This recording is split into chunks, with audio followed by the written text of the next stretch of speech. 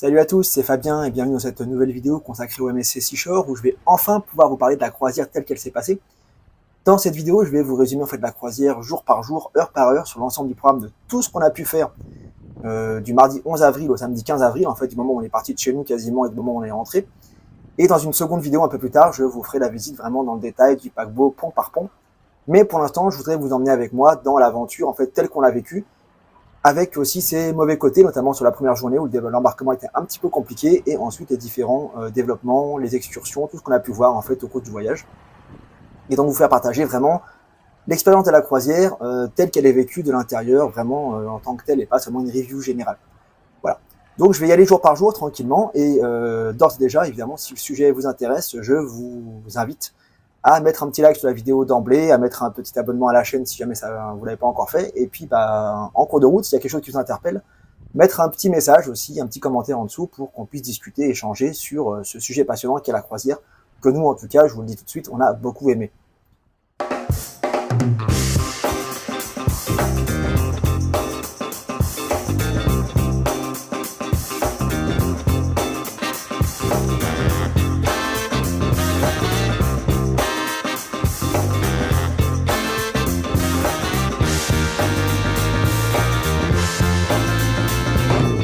Donc on est parti le mardi 11 avril, assez tôt dans la journée, puisqu'on est descendu en voiture jusqu'à Gênes, puisque c'était plus simple pour nous en fait de prendre la voiture, vu que chez nous, autour de Lyon jusqu'à Gênes, il y a 5 heures de route en gros, et que si on voulait passer, rester en France, on devait aller se garer à Nice, ensuite prendre la navette, ça nous prenait une journée entière de voyage, c'était beaucoup moins pratique. Donc on a directement réservé au parking Ponte dei Millet, qui est le parking MSC officiel, directement à Gênes, avec un service de voiturier, une prise en charge des bagages, donc ça qui est prévu dans les transferts sur le bateau, et tout ça nous a coûté en fait 60 € pour les 5 jours sur place, donc c'est tout à fait rentable, c'est beaucoup moins cher que beaucoup de parkings par exemple d'aéroports. Ça a été un peu compliqué d'arriver au port parce que le GPS sur la fin là, c'était un petit peu confus, notamment entre, la ville de Gênes est un peu bordélique honnêtement il faut le dire, donc entre différents niveaux, entre la voie rapide, l'avenue sur le port et différentes petites rues, mais bon, entre ça et les panneaux on a fini par s'y retrouver. Et une fois que ça s'est arrivé, je dois dire que la prise en charge des bagages et du service de voiturier est totalement top en fait. On est rentré vraiment, on s'est garé à 200 mètres du paquebot en fait, quasiment sur les quais. Les gars ont sauté directement sur nos bagages, on n'a même pas le temps à peine eu le temps de ranger en fait les affaires qu'on avait dans la voiture dedans. Et par contre, prévoyez un petit pourboire en fait pour les gens qui sont, pour les bagagistes en fait à quai, puisqu'autant à bord tout est prévu dans les frais qu'on a prépayés, mais autant à quai, voilà, ils aiment bien avoir une petite piécette pour le service. Donc autant que ça se passe bien pour nos bagages. Même chose pour le voiturier, en fait, on a fait juste un petit aller-retour en voiture, enfin un petit demi-tour en voiture, et immédiatement, en fait, le voiturier était là, on lui a confié les clés, il nous a fait un petit papier, il avait déjà une liste avec notre nom dessus et tout, notre heure d'arrivée, aucun souci. Il a pris la voiture en charge, et nous, on était en fait directement dans la file d'attente, à quelques mètres de l'entrée de l'embarcadère, avec donc les gens qui avaient été appelés comme nous à 15 h pour l'embarquement. Jusque-là, il n'y avait eu aucun souci dans la journée, en plus, il faisait pas trop moche, ça allait à peu près. Par contre, juste derrière ça, l'embarquement, on a eu quelques petits soucis. Déjà, on a eu une première heure d'attente, en fait, dehors, avant le début de l'embarquement. Donc, on n'a pas trop su pourquoi, qu'est-ce qui se passait. On a fini par rentrer, donc, et dans le terminal, on nous a annoncé, après nous avoir répartis dans différents groupes, avec différents numéros d'embarquement, qu'en fait, il y avait un souci avec le logiciel d'enregistrement, et que ça dépendait pas d'eux, et qu'on allait rester un certain temps à attendre, sans trop d'infos. Et au final, on a quand même attendu presque 3 heures. Donc 3 heures, il a fallu s'occuper un petit peu. Heureusement, l'embarcadère est grand, on a pu cavaler avec la petite et tout, s'occuper. Mais il fallait quand même prendre son mal en patience sur ce temps-là. Au bout du compte, ça s'est quand même débloqué. Pour la suite, il n'y a eu aucun problème. On est arrivé sans encombre jusqu'au navire. On a passé notre contrôle de sécurité avec carte d'identité, embarquement, vérification, un peu comme à l'aéroport, en fait, des différents bagages et compagnie. Et on n'a eu aucun souci en fait pour rentrer dans le paquebot, ni nous rendre dans la chambre qui a été vraiment très très bien en fait. La chambre, je vous invite à vous reporter en fait à la vidéo que j'ai fait dessus à côté, qui la détaille vraiment point par point, et c'est une chambre que j'ai trouvé vraiment très très bien, une chambre balcon qui était super cool. Du coup, comme on avait eu 3 heures, nos valises elles étaient déjà arrivées bien avant nous, donc elles nous attendaient sagement devant la porte, donc on n'a rien eu à faire par rapport à ça. Le souci qu'on a eu, encore c'est qu'en fait ils ont lancé l'exercice de sécurité qui est obligatoire quand on vient à bord du bateau, quasiment en même temps on arrive à notre chambre, donc le temps qu'on pose nos affaires, qu'on descende, c'était déjà fini. Donc on a eu le temps quand même de repérer où était notre lieu de rencontre en cas de problème, On a croisé l'agent qui nous a expliqué comment ils allaient nous filer les gilets de sauvetage en cas de besoin et compagnie. Et il nous a bipé notre cruise card pour valider notre passage à la réunion de sécurité. Mais bon, on a quand même raté le plus gros de ce qu'il y avait à voir là-dedans. On avait quand même l'info essentielle. On a enchaîné ensuite avec d'autres points noirs. Honnêtement, je vous mens pas, le démarrage, en fait, la première journée, on n'était pas hyper content de comment ça partait. On a sélectionné en fait ce second service pour le restaurant du soir parce que je voulais pas manger à 18h30. Et en fait, second service, ça veut dire surtout seconde partie de soirée et ça emmène sur différents services qui s'étalent jusqu'à 22h30. Et MSC ne prend pas en compte le fait que vous ayez un enfant de 6 ans avec vous. Donc, quand on s'est retrouvé à devoir manger à 22h30 avec une gamine qui à ce temps-là normalement est quasiment au lit, en vacances, j'ai essayé de négocier avec le manager du restaurant qui est le seul à avoir la main dessus, qui avait plus de place, qui m'a mis sur une liste d'attente pour le lendemain, mais ça n'a servi à rien. Et d'emblée, en fait, on a essayé tous ces jours, en fait, on n'a jamais pu réellement manger au restaurant le soir. En désespoir de cause, entre guillemets, on est passé direction du marketplace, donc du buffet. Et c'était plutôt une bonne surprise, parce que déjà, il n'y avait pas trop de monde, puisque les gens étaient au restaurant. Il y avait plein à manger, la qualité était globalement correcte. Enfin, on reste quand même dans le niveau du buffet asiatique à volonté du dimanche. Vous voyez un peu le truc qu'on fait en famille, comme ça, où il y a plein à manger, mais la qualité c'est pas la mort, mais c'est pas ouf non plus, quoi. Le bon point qu'on a eu par contre, c'est qu'on était super bien placé, en fait, comme c'est très vitré pour voir le navire quitter le port. On a encore rencontré un point noir, allons-y, avec les machines à soda. En fait, il y a une machine à soda sur place automatique, donc on bip sa carte si on n'a pas de pack boisson, sinon c'est reconnu automatiquement et on peut récupérer en fait des boissons comme ça, un peu comme un McDo.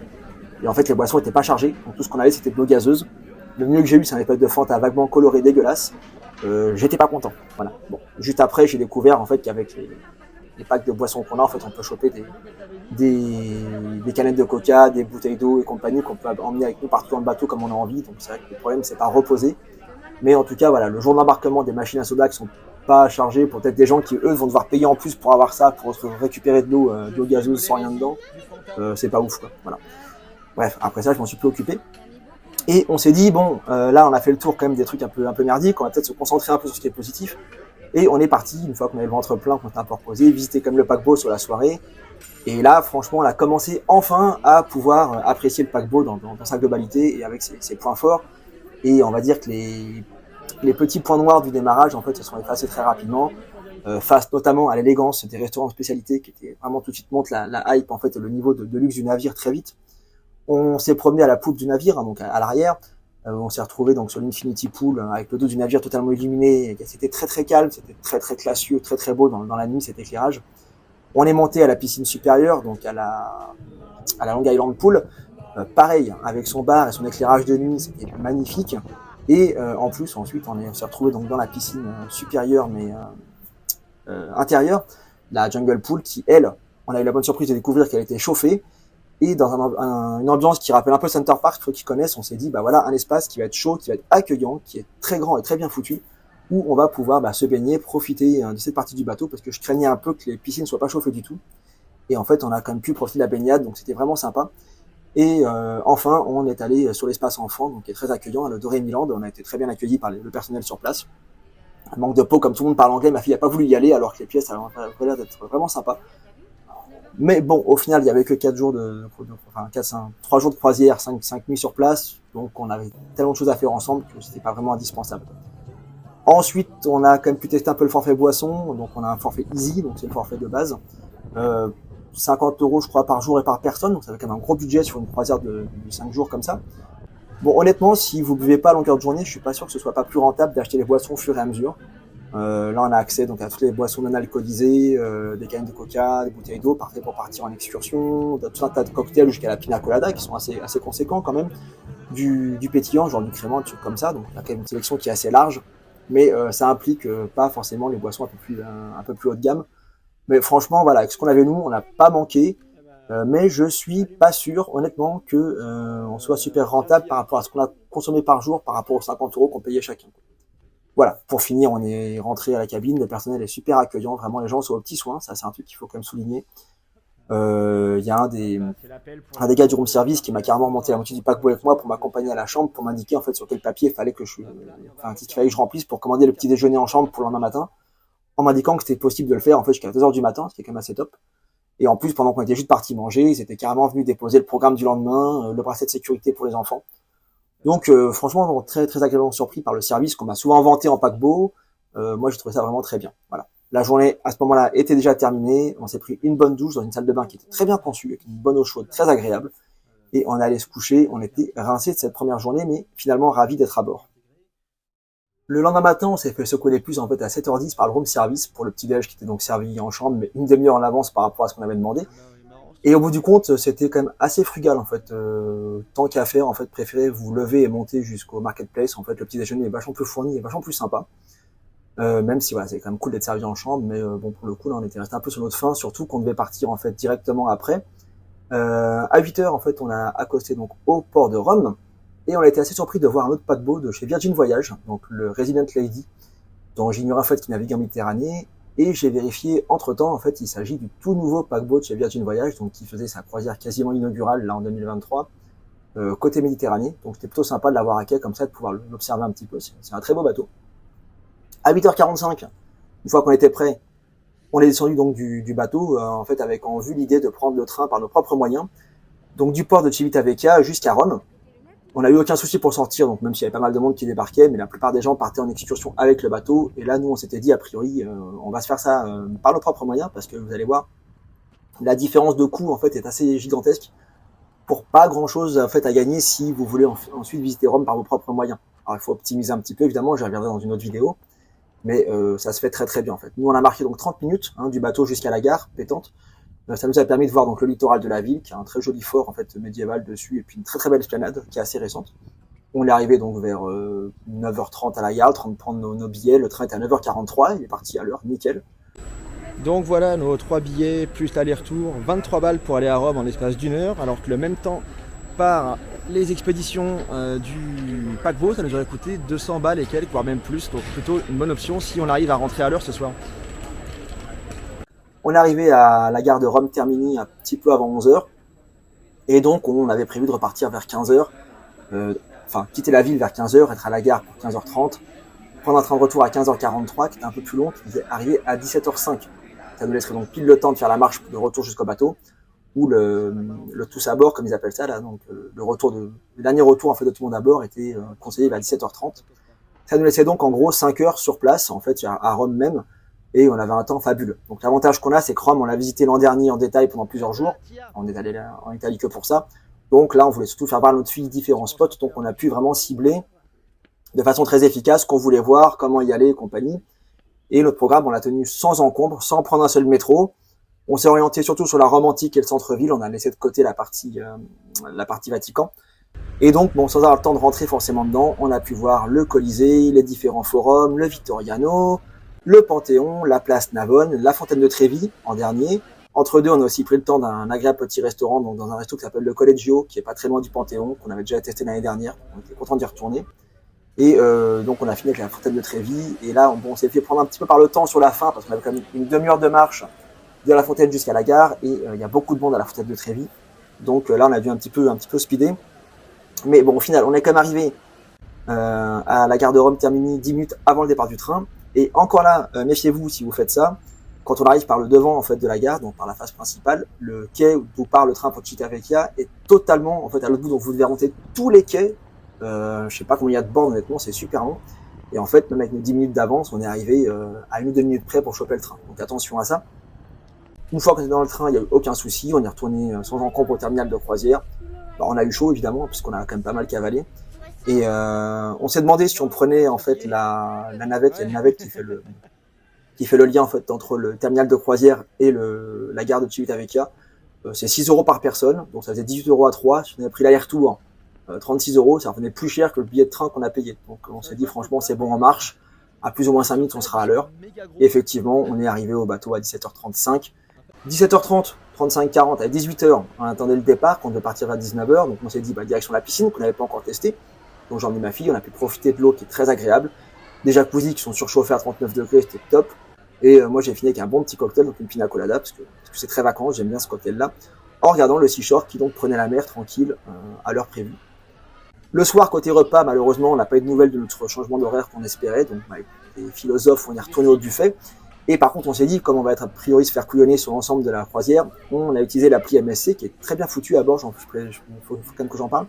Et on s'est réservé en fait pour le lendemain un resto de spécialité, c'est-à-dire le sushi bar, donc il y a en supplément à payer, hein, mais bon, c'est dit tant pis, c'est pas grave. Et une séance de spectacle, incluse pour le coup, à 21h pour la représentation d'un truc qui s'appelait French Follies, un show un peu chauvin, un truc un petit peu French Cancan cabaret. Ça avait l'air sympa, donc on s'est dit allez, on tente.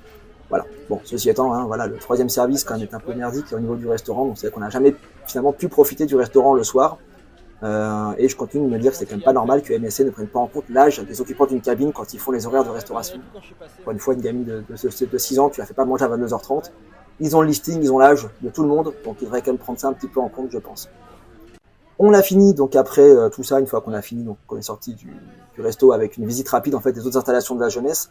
On a vu le quartier des ados, on a vu le Hall of Games, on a vu les installations extérieures avec le Pirates Cove, donc pour que les enfants s'amusent. Bon, forcément là, au mois d'avril, c'était un peu limite, mais on verra dans la vidéo du lendemain qu'il y avait quand même des gens qui ont tenté le coup pour les toboggans. Et au final, quand on est rentré à la cabine, nos billets pour l'excursion du lendemain nous attendaient sur le lit. Donc le lendemain, le programme, donc on était à Naples, c'était d'aller à Pompéi, et cette fois-ci, comme j'étais un peu moins sûr de moi sur le transport en commun, on a préféré partir avec MSC. Donc on allait pouvoir voir un petit peu comment se passait le transfert en car, en tout cas, via MSC, depuis le paquebot jusqu'à la ville et retour. Voilà. Au final, on s'est écroulé pas trop tard dans notre lit, puisque l'excursion démarrait à 8h30, il fallait déjeuner avant, donc là, encore une fois, il n'y aurait pas de grasse matinée. Jour 3, le mercredi 13 avril, donc on s'est réveillé à 7h du mat, cette fois-ci de notre propre chef, histoire d'être prêt pour le rendez-vous de l'excursion. On était donc arrivé tranquillement à Naples, on a pris notre petit déjeuner au Marketplace à 8h, et on est arrivé à l'heure au rendez-vous, en fait, situé dans le Cabaret Rouge, qu'on n'avait pas encore visité. Donc on n'aurait pas le temps de voir d'ailleurs le soir, puisqu'avec un enfant, il y a pas mal de soirées, d'activités nocturnes du paquebot qu'on n'a pas pu tester. Mais ceci étant, voilà, l'ensemble était bien organisé. En gros, on est appelé par numéro de car. Sur votre billet d'excursion, on a un numéro qui est indiqué, donc nous c'était le 37, et ce numéro va servir de repère en fait autant pour les petits panneaux des accompagnants que pour les numéros des cars qu'on va prendre. Donc on a été dirigé un peu en mode troupeau, hein, c'est toujours assez rigolo d'être un peu dans le cliché de la croisière et de la visite de groupe, mais on a été dirigé donc très bien jusqu'au car avec les formalités habituelles de sortie. On ne quitte pas le bateau en fait sans montrer ce qu'ils appellent la cruise ID ou la cruise card, là, donc la petite carte d'embarquement et sa pièce d'identité. Donc ça vérifie aussi très bien que les enfants ne quittent pas le bateau non accompagnés et qui est-ce qui rentre, qui est-ce qui sort, c'est très bien fichu. On a été donc guidé à travers le terminal pour rejoindre les cars et on a fait un trajet d'environ une trentaine de minutes avec une très belle vue sur le Vésuve, quelques commentaires en cours de route pour ceux qui ne connaissaient pas Pompéi ni le Vésuve. Et on a été déposé quasiment à l'entrée du site de Pompéi, donc là il était en gros 9h30. On avait une visite libre jusqu'à midi, donc le guide nous a amenés, il voulait nous... Enfin, c'était indiqué sur le programme qu'on devait s'arrêter dans une espèce de fabrique de corail, enfin, une espèce d'attrape touriste un peu à la con, là. Avec quelques autres Français, on s'est esquivé à ce moment-là et on est allé commencer notre visite directement, puisqu'il n'y avait rien d'obligatoire et que l'entrée de Pompéi était juste à côté.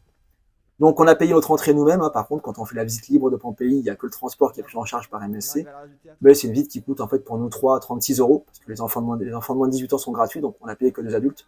Et en fait, après, on a le site à nous, vraiment, donc à charge à soi d'organiser son temps là-dedans. On a pu voir quasiment tout, hein. En plus, on est arrivé tôt, donc il n'y avait pas encore grand monde, il faisait très beau temps.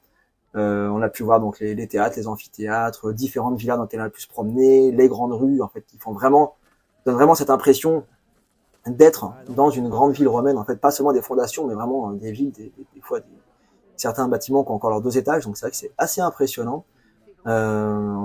On a fait un dernier détour en fait par un point de vue sur le site un petit peu en hauteur et le grand forum qui domine la cité avec une vue sur le Vésuve qui est sympa d'ailleurs.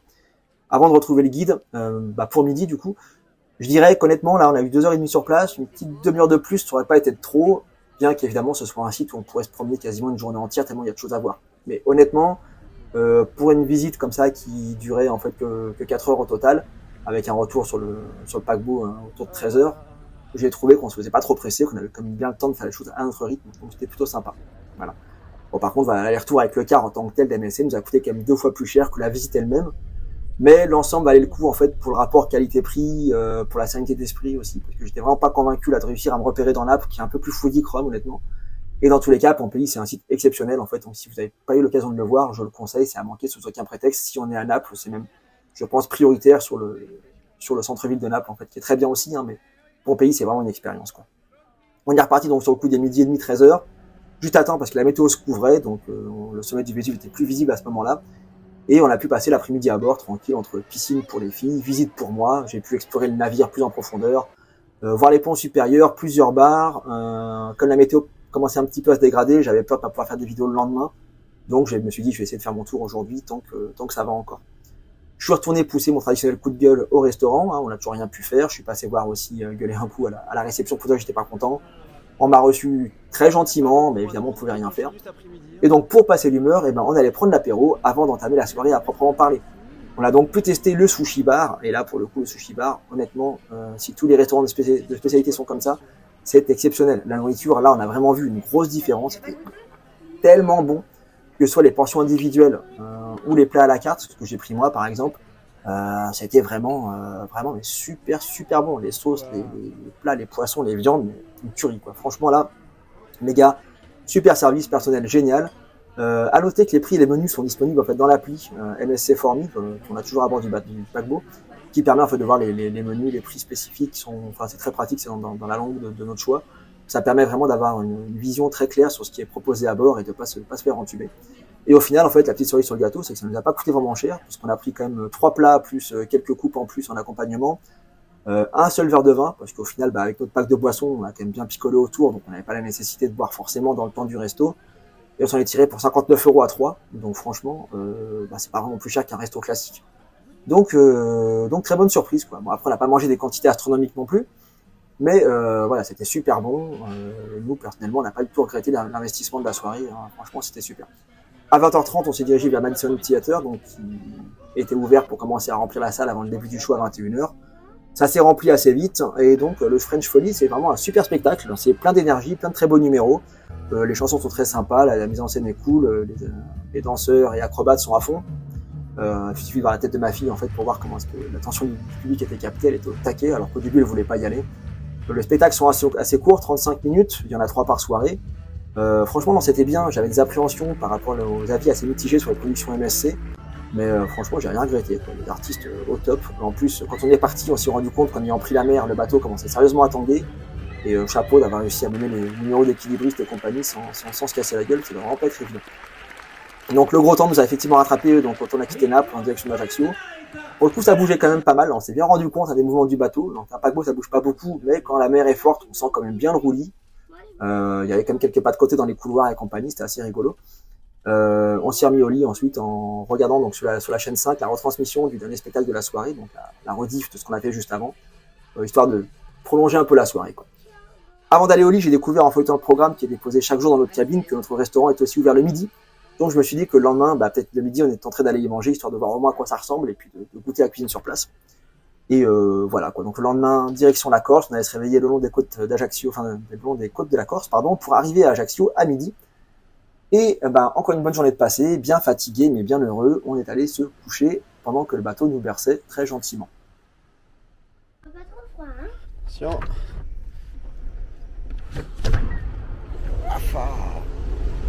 C'est moins pire que ce que je craignais.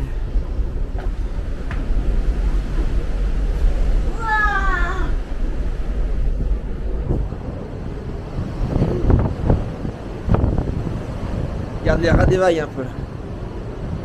Waouh. Il y a du sel là-dessus. Ah, c'est normal là.